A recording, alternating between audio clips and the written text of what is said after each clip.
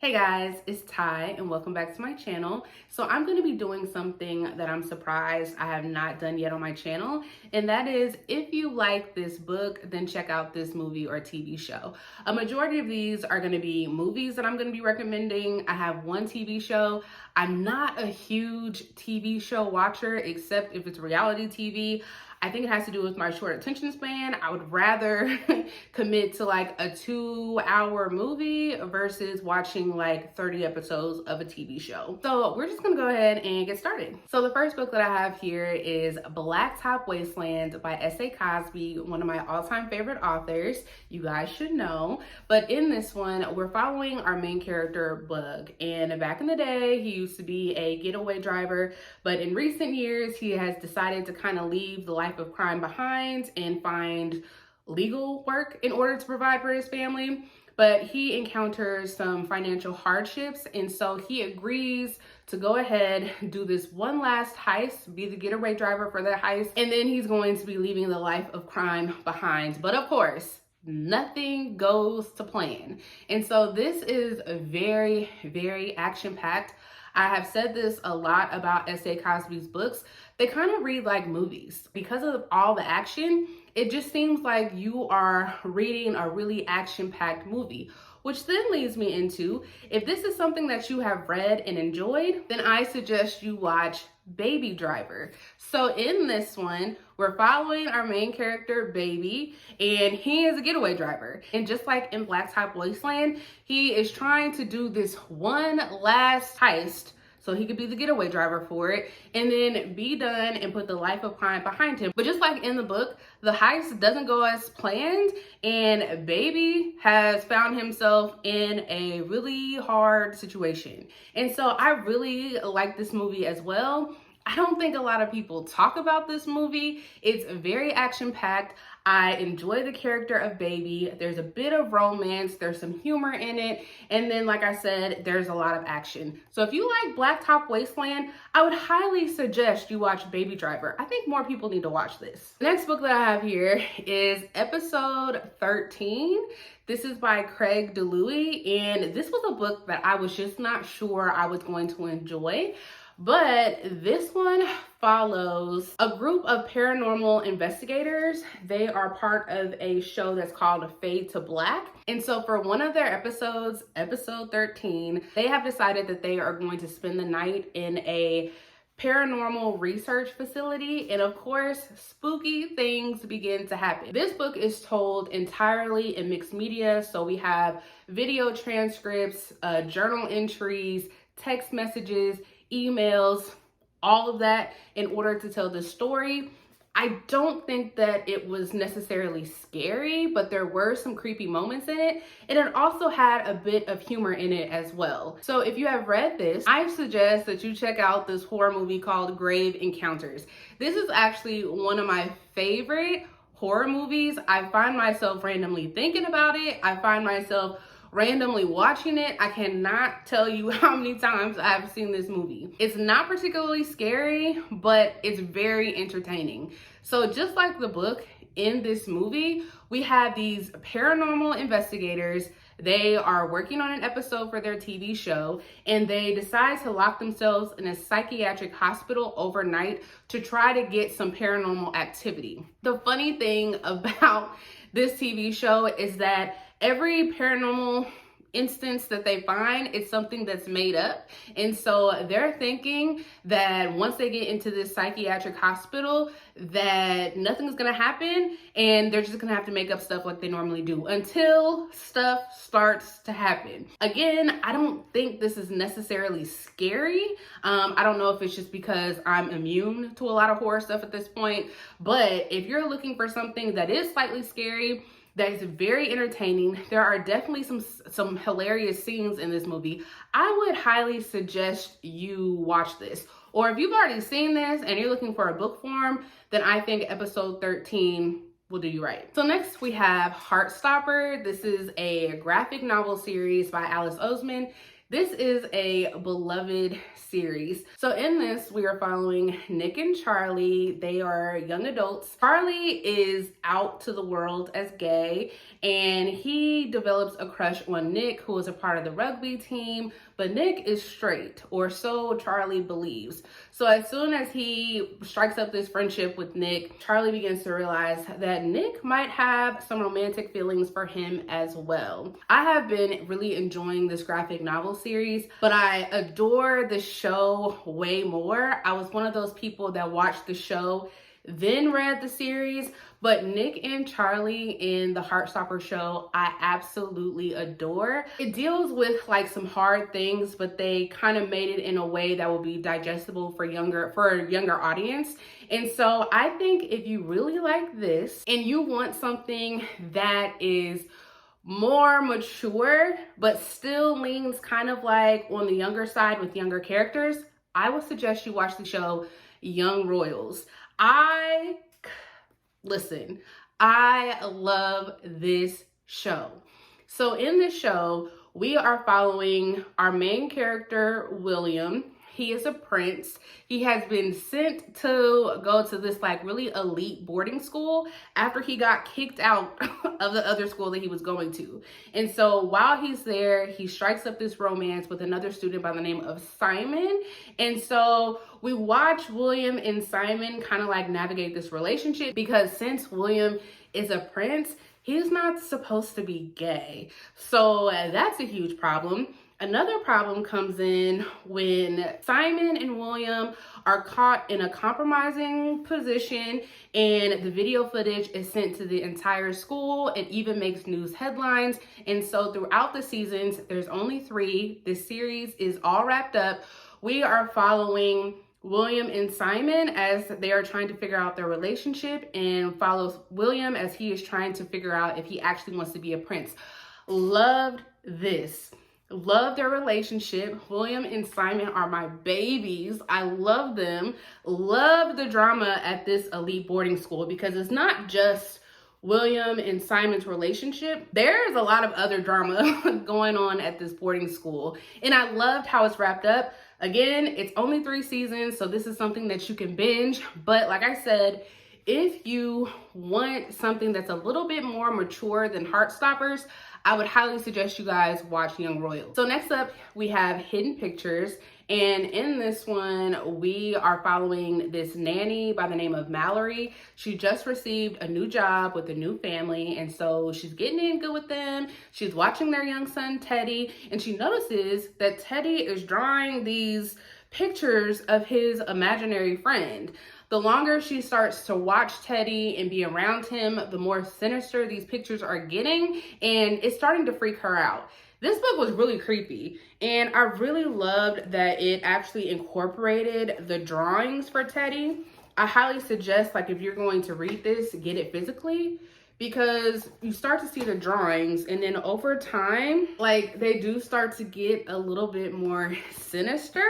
So I really loved that part of this book. But if you like Hidden Pictures, then I would suggest you watch Hide and Seek. So the only thing that is the same about these is the imaginary friend aspect. So in Hide and Seek, we follow this father whose wife has died at the beginning of the movie, and so he takes his young daughter. They move away, and we find out that she has an imaginary friend called Charlie. As the movie progresses, Charlie begins to get more sinister. Her dad is becoming more suspicious of Charlie, and there is a twist that I did not see coming at the end of this in regards to Charlie. So both of these have the same vibe.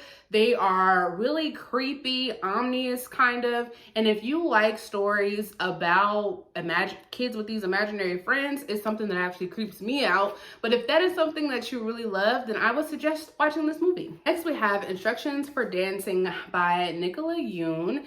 This is a young adult romance, and there's sort of like a magical realism aspect to this as well. So we're following our main character, Evie, and she doesn't really believe in love. All of the relationships that she has witnessed has not been great.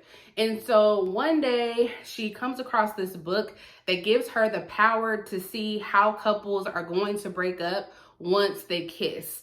And so she ends up joining like this ballroom dancing class because she's trying to figure out how she can return this book that she found.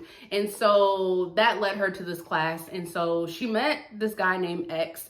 And so their relationship starts, but she's kind of scared because she doesn't know if this is going to be a relationship that lasts. So if you like books about that incorporates dancing, then I suggest you watch the good old Take the Lead. I've actually not seen this movie in a long time, but when I was thinking about that book, this movie instantly popped into my head because it involves ballroom dancing.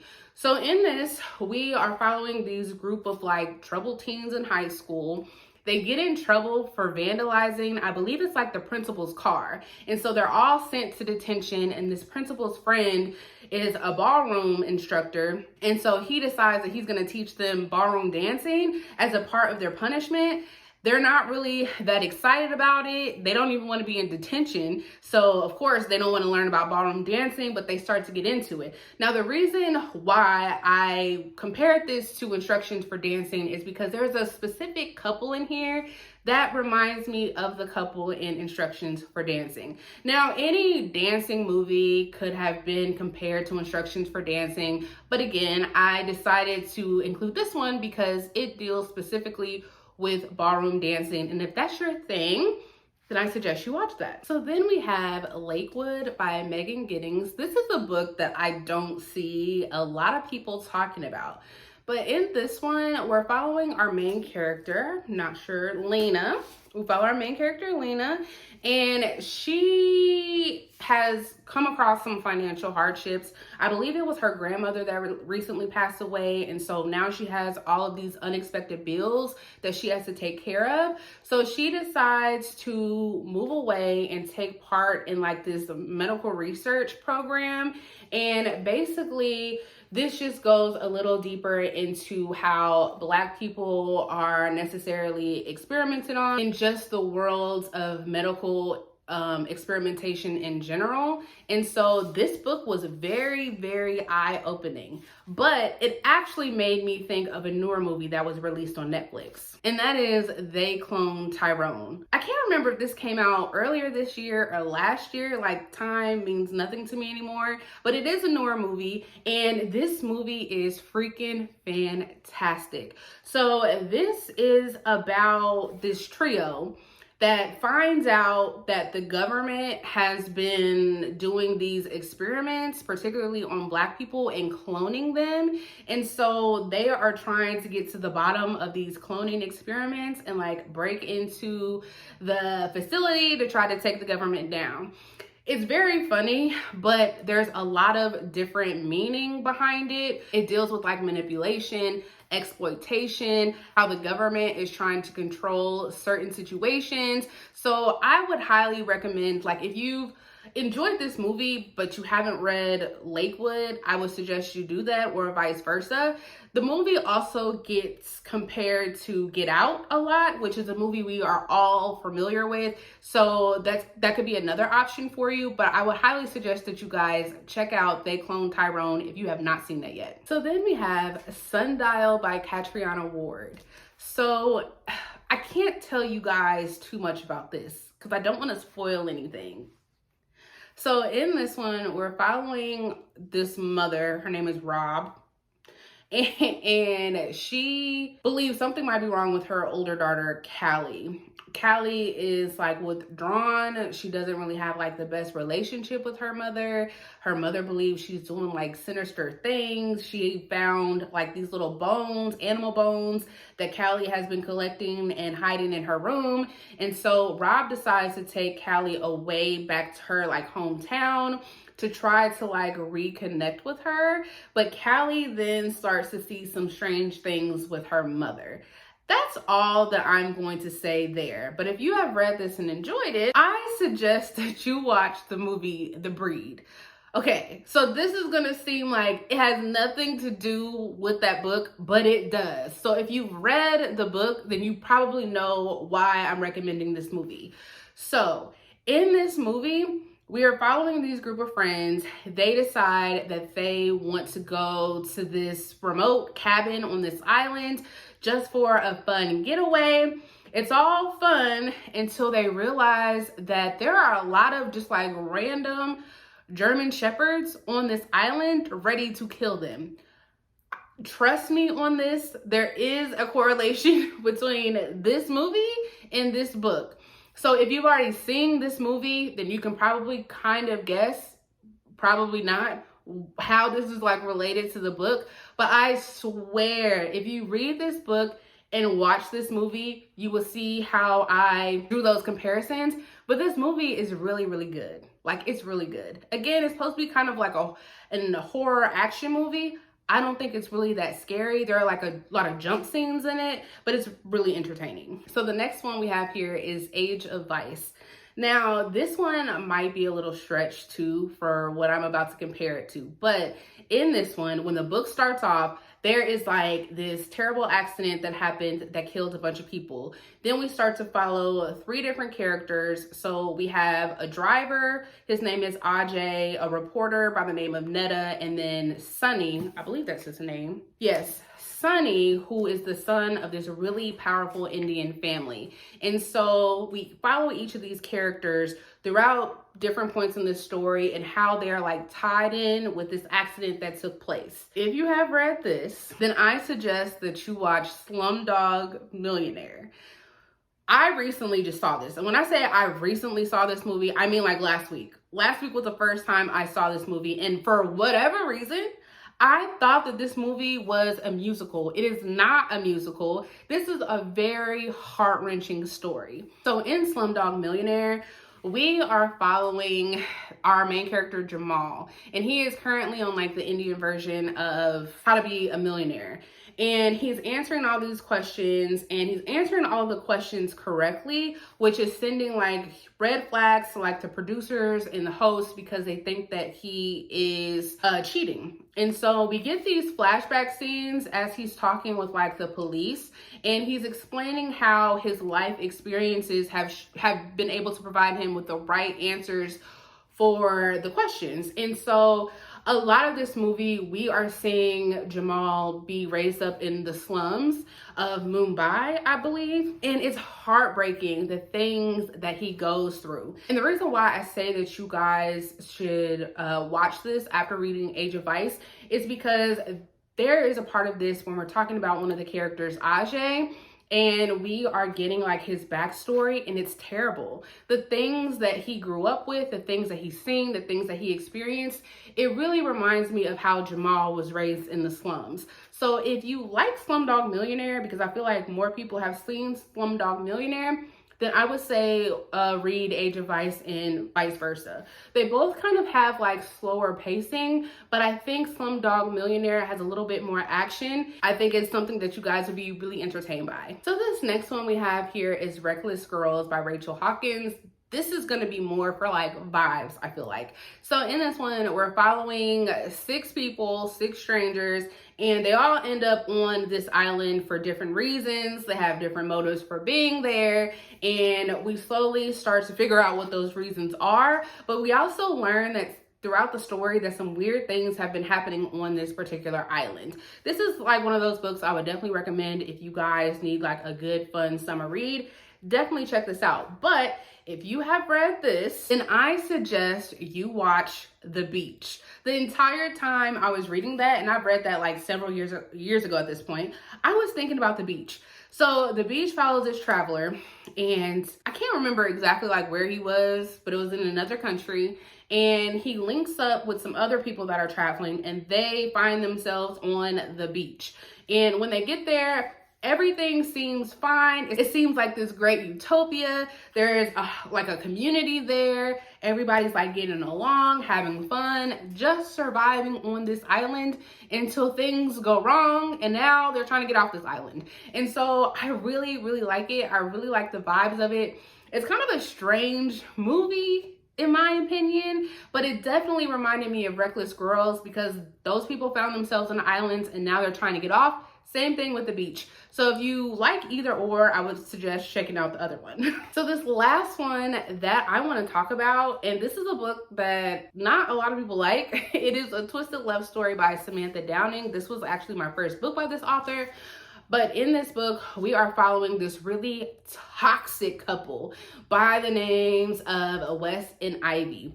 They are two people who do not need to be together at all. They do really, really petty things to kind of like get under the skin of the other one. And so in this, we're watching their relationship, and there has been this crime that implicates both of them that we're also trying to solve at the same time. So if you like people that are in like toxic relationships, then I suggest you guys watch Swim Fan. They're not exactly the same, but in Swim Fan, we're following this like high school student. He is a really popular swimmer, and he has a one-night stand with this girl, and he kind of breaks it off because he's actually in a relationship, and this girl does not take it well. Same kind of things that was happening between Wes and Ivy. So she starts to do things to really try to get his attention, to try to break up him and his girlfriend. A crime takes place, and we're also trying to figure that out. So I really love Swim Fan. When it first came out, I think this was like one of those movies I was watching once a week. Again, it's not exactly the same as A Twisted Love Story, but they kind of have the same vibes. So I would recommend it. So if you read A Twisted Love Story and you weren't kind of feeling that, then I would definitely recommend Swim Fan. So that is all that I have for you guys. I hope that you liked this video. Please let me know down below, from any of the books that I have mentioned, what movie or TV show would you recommend? I will see you guys next time. Bye.